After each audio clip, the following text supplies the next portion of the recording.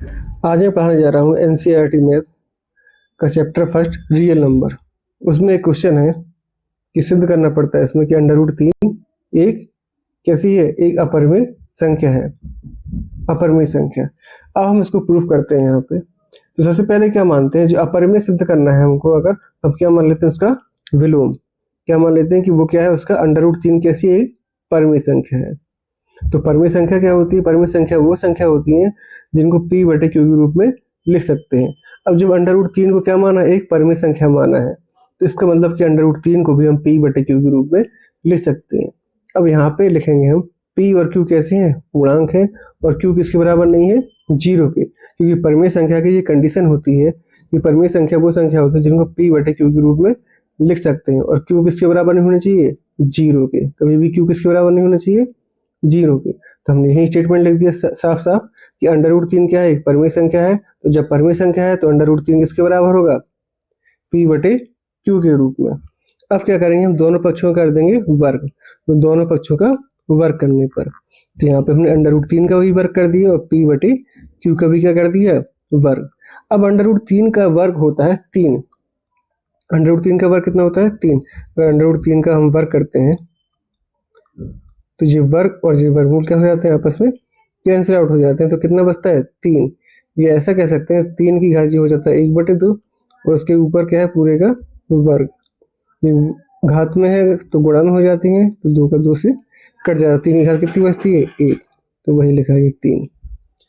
अब ये p बटे q है, तो मतलब p की भी घात कितनी हो गई, 2, और q की भी घात कितनी हो गई, 2। इसके बाद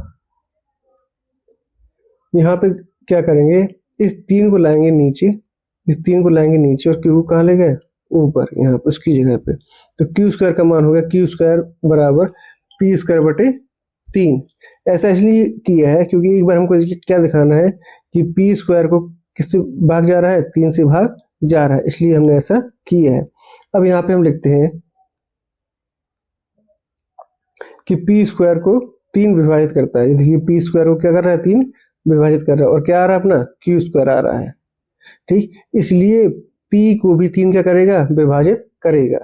जब किसी संख्या का वर्ग है और उसको कौन विभाजित कर रहा है, 3 विभाजित कर रहा है, तो इसका मतलब उस संख्या को भी क्या करेगा, 3 विभाजित करेगा। तो हम यही लिख दिया है, p² को 3 विभाजित करता है, इसलिए p को भी 3 क्या करेगा, विभाजित करेगा। ठीक, अब इसके बाद ये देखते हैं कि p² को 3 क्या कर रहा है, विभाजित कर रहा है, इसलिए p को भी 3 विभाजित करेगा। अब मान लेते हैं अपन कि कितनी बार विभाजित करेगा, मान लेते हैं p कितनी बार विभाजित करेगा, 3m बार। कितनी बार, 3m बार। मतलब कि अगर ये देखा जाए तो यहाँ पे कितना हो जाएगा, 3। मतलब जी p² लिखा है, p² को क्या कर रहा है जी, 3 क्या कर रहा है, विभाजित कर रहा है। तो कितनी बार करेगा, तो 3 की टर्म में विभाजित होगा, तो 3, और मान ली हमने कितनी बार, m बार, इसलिए हमने क्या लिख दिया, p की जगह क्या लिख दिया, p बराबर क्या मान लिया, 3m। ठीक, अब जी समीकरण 1 में क्या रख देंगे, मान किसका, p का मान। p का मान कितना निकाल लिया अपने, 3m। समीकरण 1 में मान रख देंगे q² बराबर क्या हो गया, p² की जगह क्या लिख देंगे, ये लिख देंगे 3m की घात 2 बटे 3। अब यहाँ पे देखिए घात के 3 के ऊपर भी और किसके ऊपर है, m के ऊपर भी है। जब 3 की घात 2 होगा तो कितना आ गया, 9। 3 की घात 2 का मतलब 3 गुणा 3, तो कितना हो गया, 9। और यहाँ m की घात 2 हो गई, तो m की घात 2 हो गई, नीचे क्या आ गया, 3। अब ये कैंसिल आउट हो गया, 3 एकम 3, और ये 3 त्रिका 9। तो यहाँ बचा कितना, केवल 3m², या 3m की घात 2। मतलब q² का मान कितना आ गया, ये 3m की घात 2। अब इसको हम ऐसे भी लिख सकते हैं, 3m की घात 2 बराबर क्या हो गया, q²। इसको क्या कर दिया, उल्टा करके लिख दिया, इसको यहाँ और इसको यहाँ। अब 3m का स्क्वायर क्या हो गया, q का स्क्वायर। अब ये m को यही रहने दिया, ये गुणा में है तो कहाँ आ गया, इसके भाग में, जब नीचे आ गया तो q² बटे क्या हो गया, 3। q² बटे 3 हो गया। अब देखिए यहाँ पे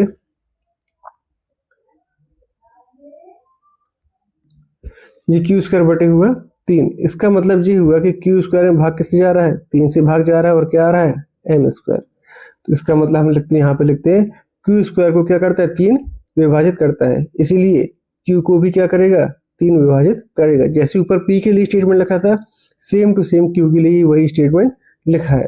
तो जब P और Q दोनों को कौन के विभाजित कर रहा है, 3 विभाजित कर रहा है, तो इसका मतलब कि जो HCF है, जो P और Q दोनों को 3 से विभाज्य है, अतः HCF जो PQ है वो कितना होना चाहिए फिर 3, जबकि हमने शुरुआत में कितना माना था 1। मतलब कि ये हमारी परिकल्पना की क्या हो गया, विरुद्ध, गलत हो गया ये, क्योंकि HCF कितना आ गया 3, बल्कि हमने कितना माना था 1। तो हमने ये लिख दिया, अतः हमारी परिकल्पना क्या है, गलत है। अतः √3 क्या हो जाएगी, एक अपरिमेय संख्या हो जाएगी, क्योंकि हमने माना था परिमेय संख्या। तो जब गलत हो गया तो परिमेय ना होकर क्या हो जाएगी, वो अपरिमेय संख्या। यही हमको क्या करना था, सिद्ध करना था। इसी प्रकार की और भी क्वेश्चन है, सेम इसी पैटर्न पे होता है बिल्कुल। जैसे कि एक क्वेश्चन और बताता हूँ आपको।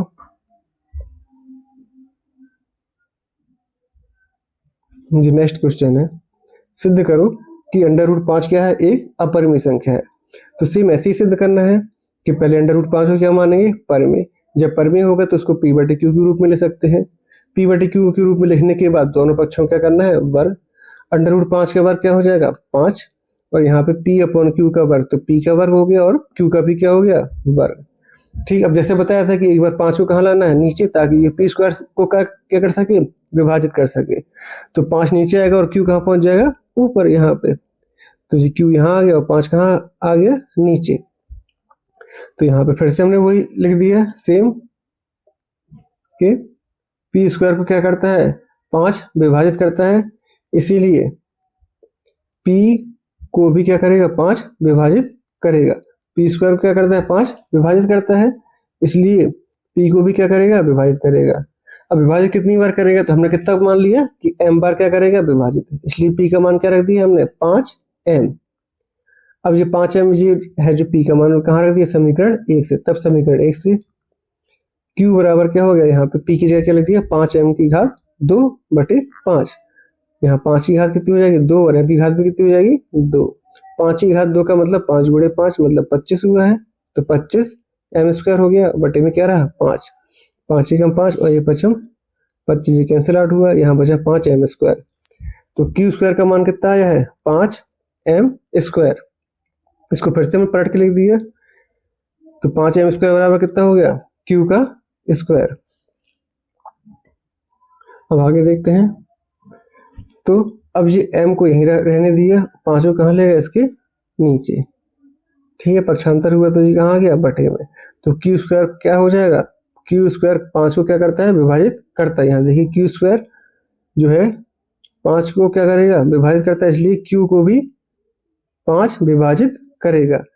क्योंकि दोनों P और Q क्या है, 5 से विभाज्य है। यहाँ पे भी Q विभाज्य, ऊपर P विभाज्य था, तो अतः इनका HCF क्या हो जाएगा, 5। 1 नहीं होगा। जब 1 नहीं होगा तो हमारी परिकल्पना क्या हो जाएगी, गलत हो जाएगी। अतः √5 क्या है, एक अपरिमेय संख्या है। ठीक, इसी प्रकार से और भी है। नेक्स्ट है इसका √7।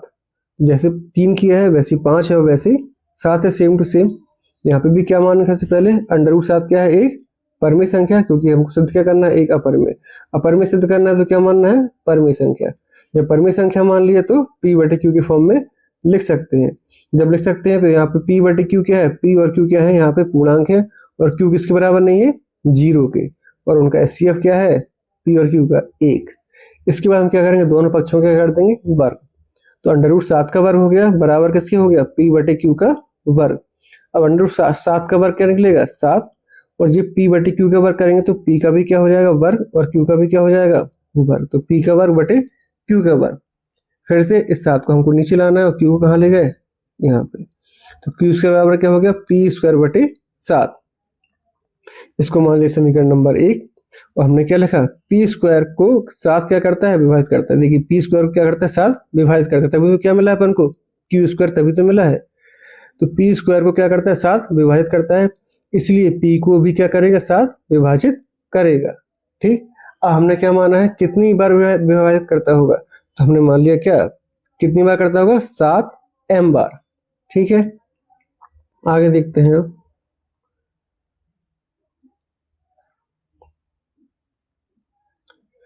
इसलिए समीकरण क्या है, अब 1 से, समीकरण 1 में क्या रख देंगे, मान रख देंगे, Q² बराबर 7m की घात 2/7। तो यहाँ 7 की घात 2 हो जाएगी, और m की घात भी कितनी हो जाएगी, 2। तो 7 की घात 2 का मतलब कितना हो गया, 49 49, ये लिख दिया हमने यहाँ पे 49 m स्क्वायर बटे 7। ये कैंसिल आउट हो गया, 7 एकम 7 और 7 7 49। तो क्यू स्क्वायर का मान कितना आ गया 7 m स्क्वायर। अब इसको क्या कर दिया, पलट दिया, ये इसको यहाँ लिख दिया और इसको यहाँ लिख दिया, सेम चीज है। तो 7 m स्क्वायर बराबर क्या हो गया क्यू स्क्वायर। अब जैसे 7 यहाँ पे क्या है गुणे में, इसको भाग में लाया, तो m स्क्वायर बराबर क्या हो गया क्यू स्क्वायर बटे 7। अब फिर से हमने वही लाइन लिखी सेम कि क्यू स्क्वायर को भी क्या करता है 7 विभाजित करता है, इसलिए क्यू को भी क्या करेगा 7 विभाजित। जैसा पी के लिए लिखा था वैसे ही अब किसके लिए लिख दिया क्यू के लिए।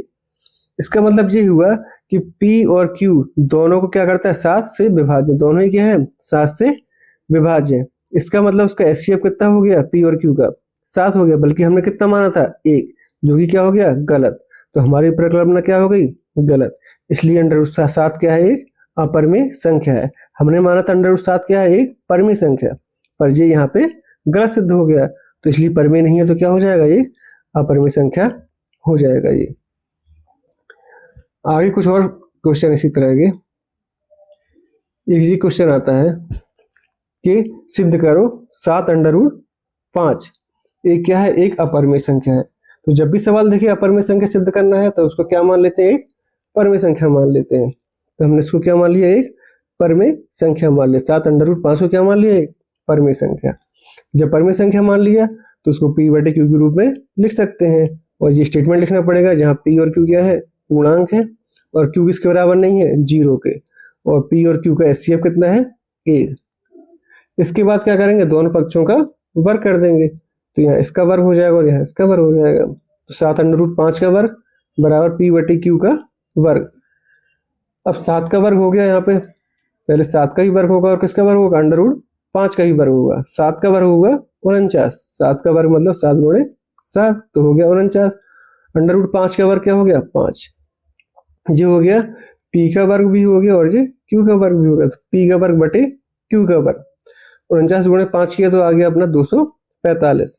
किसके बराबर है ये P स्क्वायर बटे Q स्क्वायर के। फिर से वही करेंगे, Q को यहाँ ले जाएंगे, 245 को कहाँ लाए नीचे। तो Q स्क्वायर का मान हो गया कितना P स्क्वायर बटे 245। इसको क्या माना समीकरण 1। अब यहाँ लिखेंगे हम कि P स्क्वायर जो है 245 से क्या है विभाज्य, यह है P स्क्वायर किससे विभाज्य है 245 से, इसलिए P को भी 245 क्या करेगा विभाजित करेगा। P को भी क्या करेगा P भी क्या होगा 245 से विभाजित होगा। ठीक है, अब यहाँ मानेंगे कितनी बार विभाजित होगा, तो हमने क्या मान लिया 245 m, कितनी बार 245 m बार। अब यही मान हम क्या रख देंगे समीकरण 1 में, यही मान किस में रख देंगे हम समीकरण 1 में, किसका P का मान क्या रख देंगे समीकरण 1 में।